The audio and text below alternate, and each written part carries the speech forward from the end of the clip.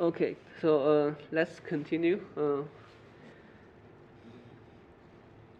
Let's take a look at the example here. So this example also been discussed in Physics 2041, even though it's a slightly modified example, but the essence are the same. So here we are considering still sort of a parallel plate capacitor. Um, Here in the middle of this, so it's a wire that has been cut, and a portion of this has been taken out. So, but instead, so in principle, for this kind of wire, there shouldn't be any current flowing.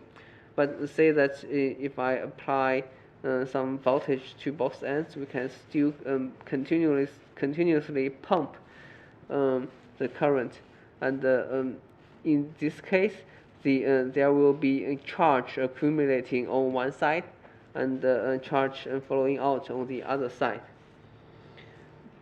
So in this case, we can try to also find out the magnetic field in the gap and compare that with the magnetic field in this wire.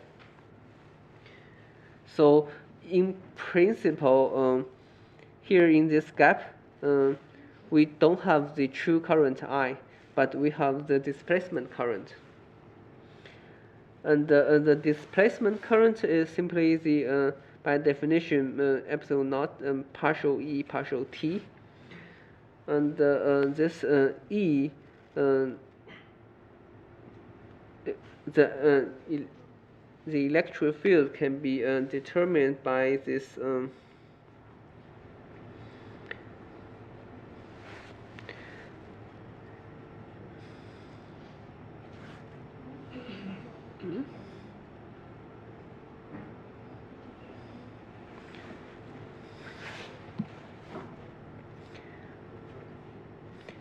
so we can determine the electric field by the surface charge here, sigma plus and sigma minus.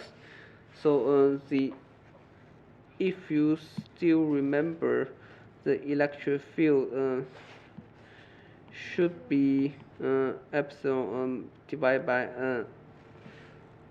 sigma divided by epsilon naught, and then the change of this change of the sigma divided by epsilon naught can be related to the current, because the sigma times the area give you the total Q, and then the change of Q is related to the current. So so now if we combine all these expressions, we can obtain that the partial E partial T must be related to the current I divided by this area A. So this current is also the current flowing, the real volume current flowing in this wire. So that's just what we described before, right? So in this in the wire here, there will be a true current flowing, but here in this capacitor, there will be a displacement current flowing along the same direction. So that's how one can fix the conservation of current. And then so this problem is actually intriguing in the sense that so even though this current has this wire has been cut, we can still think of the total current flow that includes the true current and the displacement current to be a smooth function. So then the result is pretty straightforward, because here this is exactly the problem of continuously flowing current with radius A. So I think everybody should be able to figure out the solution to the magnetic field in this case. So in this case, the system has the azimuthal symmetry, so we can use the integral form of the Ampere's law, or we can use the Ampere Maxwell equation. So, on the left-hand side, say that we want to calculate the B field inside here. We simply design an Amperian loop to be the same origin, the origin of the in the central axis, and the loop radius to be s. That's within that's slightly smaller compared to the wire.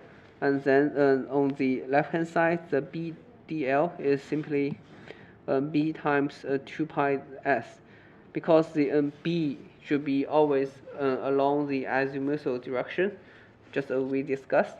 Then this dot product always give you the angle of 0.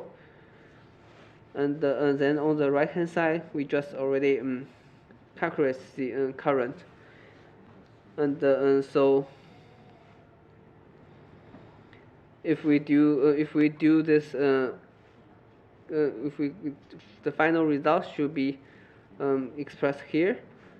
And you can, if you still remember, I believe we should have already derived this expression before. So the B field must be increasing as this radius is increasing, and it saturates at the point here.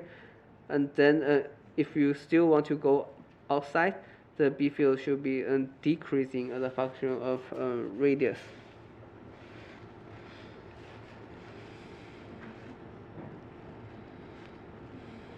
There is an extraordinary expression of J, right? The last equality. Which one? The J expression of J. This one? No, one line up. JB, the expression for JB, yes. In the last equality, there is an extra R, right? The dimension is not right. Oh, sorry. I think should be pi times a square. Yeah. So sorry. This is a typo. So here in the bottom, this is the area, right? So it must be pi radius square. So here this should be a square. So because the total radius of this is a, and then the area should be pi a square. Thank you.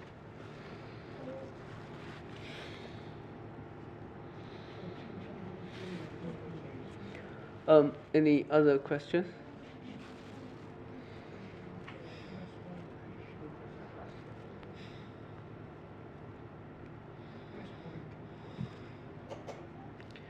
Okay, so what's new here is the displacement current, and so let's look at another example first. So here we have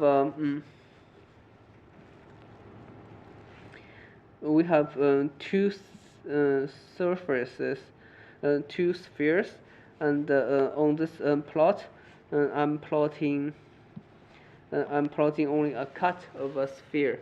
So we consider one inner sphere that has a total charge Q, and then we have an outer sphere that has no charge. And now in between these two spheres, we will fill out some conducting materials with the conductance sigma. So you imagine that in this case, there will be current flowing from the inner surface to the outer surface until the voltage between the two becomes equal to each other. So you also imagine that the current here should be sort of exponentially decaying. But let's try to get the current and the displacement current and also the magnetic field. So for this current, so do you have any questions? He was thinking about the derivation for the displacement current. Okay.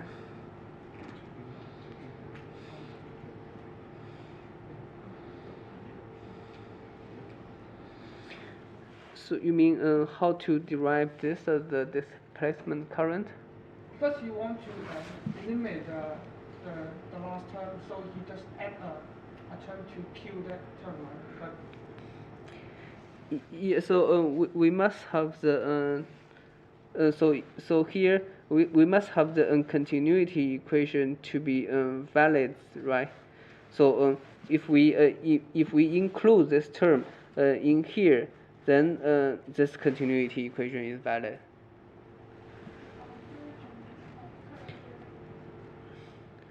So here you see that this del dot sigma del dot del cross b equals to del dot j, right? And this term is not exactly 0, so it gives us the term over here. But if we put a plus del dot this term, then that fixes the divergence issue. So then that makes this term always go to 0. So we have to add one additional current like this. So this is named the displacement current.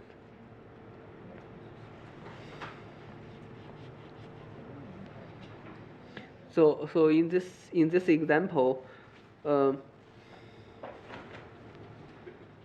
in this example, say that if we don't have a current flowing in this wire, then if we don't have the current flowing in this hollow region, then if we do a volume integral and counting the flux of this current, there will be issues if we enclose a volume element, if we enclose a volume, say, across this end.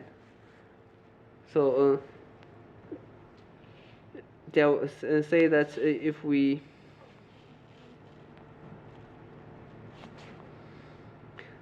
so a volume that's enclosed both ends will have the flux inwards and outwards exactly equal. But say that if we have a cut like this, then there will only be flux coming out and no flux coming in. So to remedy that, we have to define a displacement current.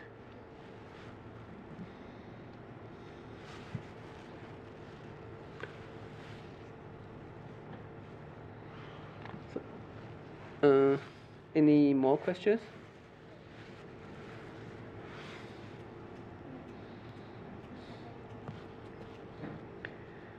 So I hope you can actually understand a bit better about the displacement current in this example. So here now the current is flowing, the real current is flowing outwards from the inner circle, inner sphere A towards the outer sphere B. And if we so the J must be equal to the sigma times E, and the E we can calculate the electric field by using the Gauss law. So we design a integration sphere such that the origin is the same. Then the flux through the sphere is equals to the E times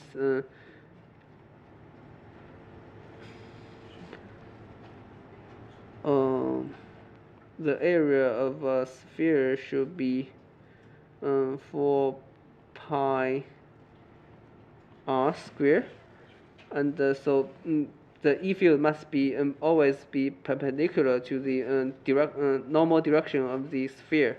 So this dot product is 1, and so this E times 4 pi square must equal to the total charge enclosed.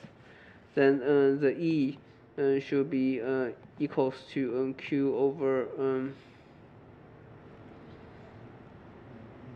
so we divide by epsilon naught. So E should be 4 pi epsilon naught and r square along the direction of r. And now the current must be the sigma times E, which is here. And then the change of the total current. So this is the current volume current. So the total current flowing across 1 unit sphere must be. So let's try to include one sphere like integration sphere like this. Then the total current flowing through this sphere we define that as I. So you can actually change the radius of the sphere arbitrarily. The result should be exactly the same. So the current should be J dot dA, which is pi. So that includes the area of that sphere is 4 pi r squared. So that eliminates quite a few things.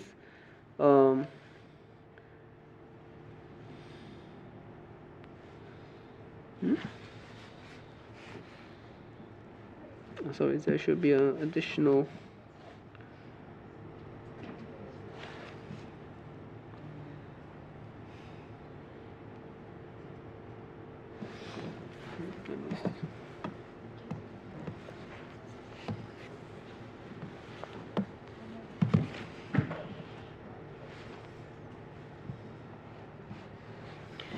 So this should be sigma.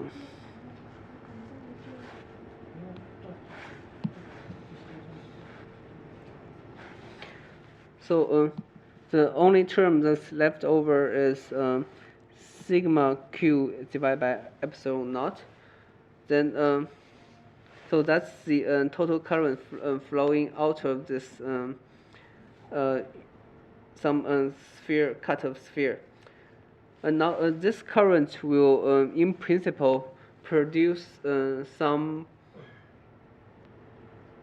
So first, this will, in principle, also have a displacement current, and because this there is current and the current might be changing, so we are supposed to expect some magnetic field, and if we try to calculate the magnetic field, then by symmetry, the direction of the magnetic field here can only be towards the outside or towards the radial direction, because this has the azimuthal symmetry, so it cannot have a magnetic field in the direction of theta or phi.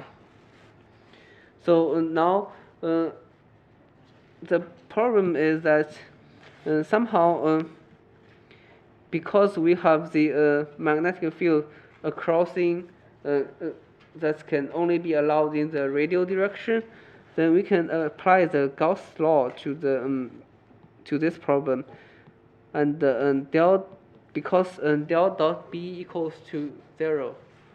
Then if we apply the Gauss law across a sphere like this, then we immediately arrive that the B field, because the B is across the radial direction, right? So the B times 4 pi r squared must always equal to 0. which means this should hold for any radius r, which means that the B field must be exactly 0. But we know that current must, so there are currents, then currents must produce some sort of magnetic field, right? So how can this problem have current but actually 0 magnetic field? Because you have a non-steady current, and you will create a displacement current which cancel the physical current. Yeah. So that is totally correct. So in this problem, the magic happens in the sense that somehow the displacement current must exactly cancel the true current. Then in this case, there won't be any magnetic field produced. So now we calculate the displacement current, which is epsilon naught times partial E partial T.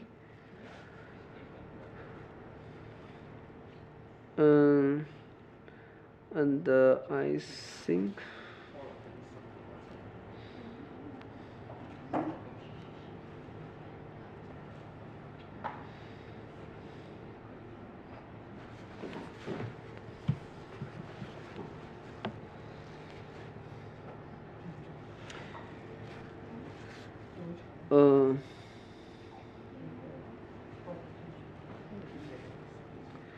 so the partial E partial T, we should be able to relate that to the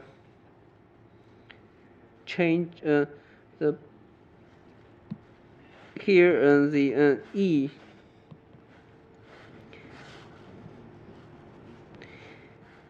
E times pi r square is the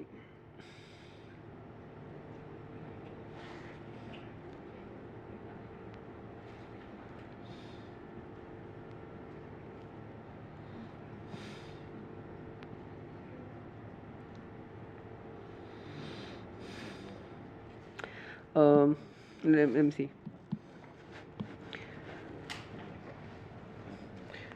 So here the E should be you should be able to relate the electric field with the J here, and then the J can be related to the current I, and the I is itself is the change of the total charge Q. So after a few steps, you should be able to obtain. I'm not going to list here. You should be able to obtain the results as 4 pi q dot over r square r hat, and that will give you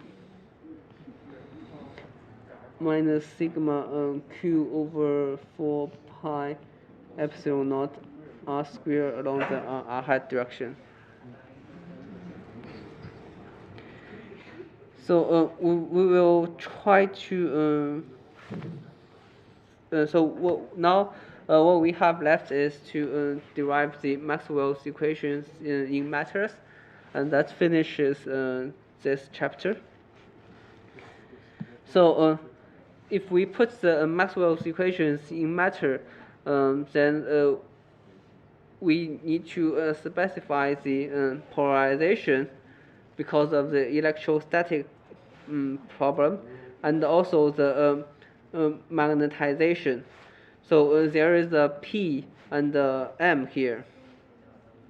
And for the polarization, that follows is similar to what we have discussed before. So this polarization vector introduces a bound charge, and this is the expression for the bound charge. And for the magnetic polarization, that also introduces bound current. And however, we have to be careful that now for a polarized material, once the polarization vector changes, so this is as if the corresponding electric field is changing. And in this case, a changing electric field will produce some sort of displacement current. So this displacement current is due to the change of P. And now we define this current as JP. So say that we have a tiny chunk of polarized material, and then the del cross P, the del dot P gives us the bound surface current. And so say that the P is uniform, so only there will be a minus sigma B on the surface here, and a plus sigma B on the surface here. Then say that the P changes as a function of time. Then what this does is there will be some current forming. So this current is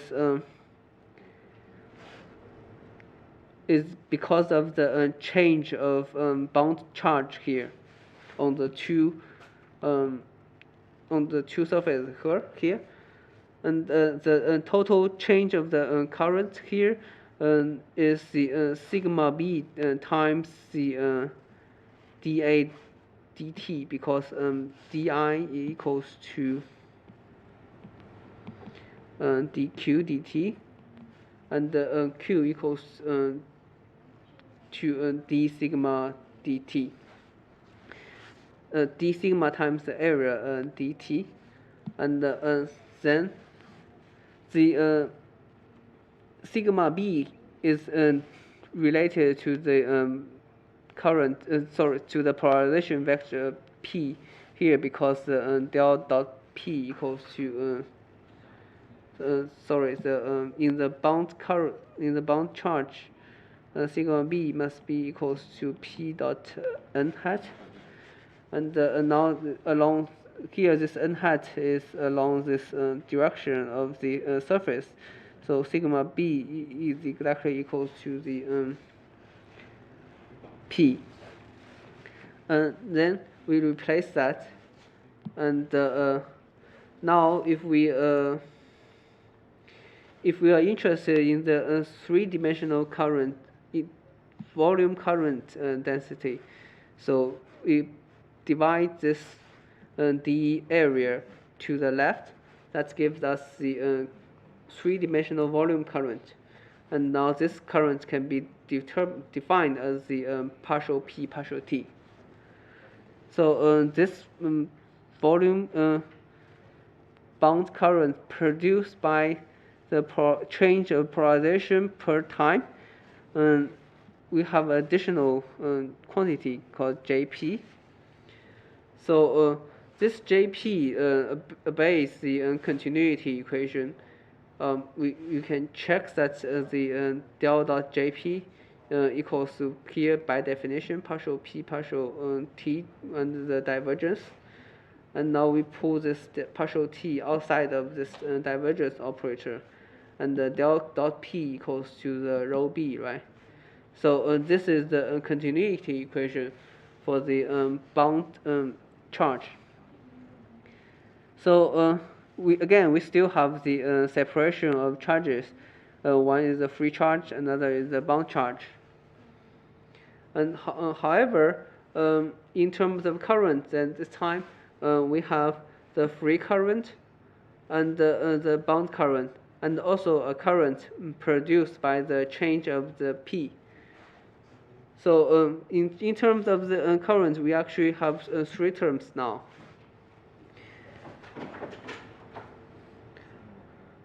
Now, if we look at the Gauss law for the electric fields in matter, then we have the familiar form here. The del dot E can be expressed as rho free minus del cross P, and because this divergence operator can be pulled together, and we define this displacement vector d here as the sigma e plus p. Then we have the simplified version in matter, that is del dot d equals to rho free. Now, in terms of current, the Ampere's law will be modified slightly in the time-dependent case. So that's because here the current, we have 3 terms instead of 2 terms. So now the Ampere Maxwell's equation here in matter can be written out explicitly. So this is the total current. As we just described that there are 3 terms, and then this is the additional partial E partial T. So this is the displacement current that we introduced in this lecture. So likewise, we can try to actually arrange terms such as we arrive an expression that's similar as before. So the trick we do here this time is to arrange here these 2 terms into the del cross H. So here you can see that the B minus M is described as the H field, and then the rho free is being copied over to here, and these 2 terms actually look similar, and that actually can be combined by the expression here. So and we actually can group these 2 terms together to be the change of displacement vector as a function of time. So you see that actually that's why we call this current, this partial d partial t, as displacement current, because d is the displacement vector, and that's actually how Maxwell initially defined the displacement current. So that's based on the this change of displacement vector as a function of time in a media.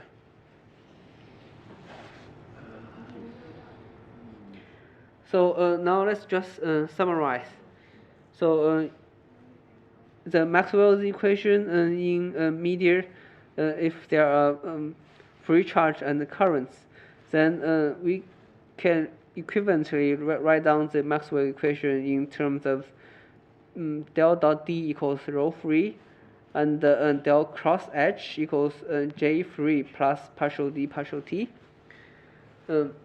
So you have to be aware that these equations does not necessarily simplify Maxwell's equations, because here in the original Maxwell's equations we only have B and E. So right now we have D and H as well. So this somehow introduced some more complexity. So for linear media, we have the proportionality as P is proportional to E, and the M is proportional to H. So we have we can write down the D as epsilon times E, and H as B divided by mu. Okay, so this is the Maxwell's equations in media. So any questions? How to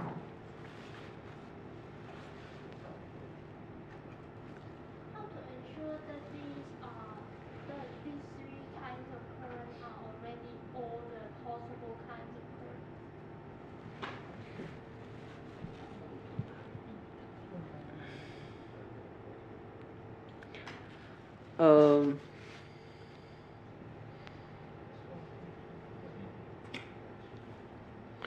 So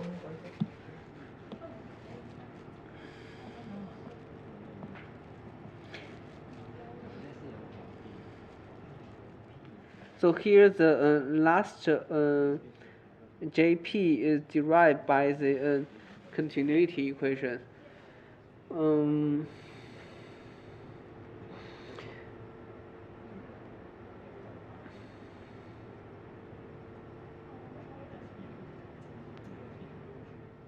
So first you can separate the current in terms of the total current and the current produced by the magnetization. So that can be separated. And then next what they separate is the current produced by the free charge and the current produced by bound charge. So that's how the that's how the currents are separated into these three terms. I guess this should explain why it's been separated into three parts.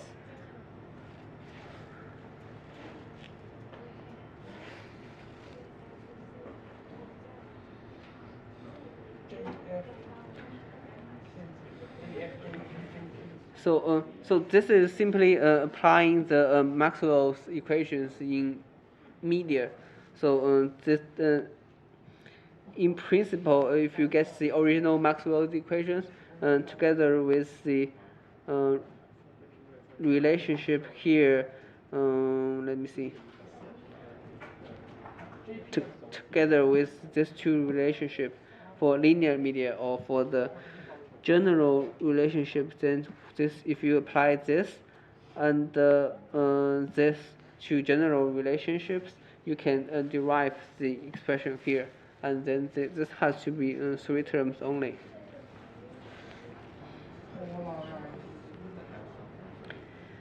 Okay, so the last thing I want to mention is about the boundary conditions in matter.